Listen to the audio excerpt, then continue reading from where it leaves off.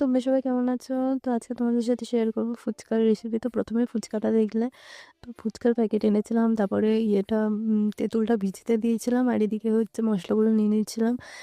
জিরে, ধনে, মৌরি, কাঁচা লঙ্কা দিয়ে সব কিছু ভেজে নিয়েছিল মা সাইডে। ভেজে নেওয়ার পরে এখানে আমি ফুচকাগুলো, পাঁপড়গুলো ভেজে নিচ্ছিলাম তেলে দিয়ে।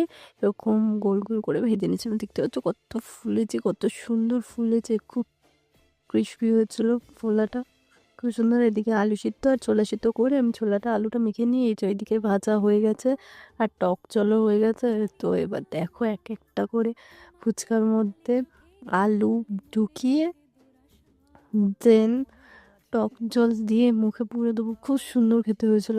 জাস্ট আমি বিলিভই করতে পারছিলাম না যে কেনা ফুচকা এতটা সুন্দর খেতে হবে। তো দেখতে পাচ্ছ আমি আলুটা পুরোটা দিয়ে, তারপরে মানে বেশি করে দিচ্ছি যেহেতু বাড়ি, তো এখানে কোনো লিমিট নেই, বুঝতেই পারছো, অনেকটা বেশি করে দিয়ে। তো এবারে হচ্ছে টক জলটা দিয়ে পুরো মুখে পুরে দিয়েছিলাম, সেই খেতে হয়েছিল। তো তোমরা জানিও কে কে খেয়েছো, কমেন্টে বলো। বাই।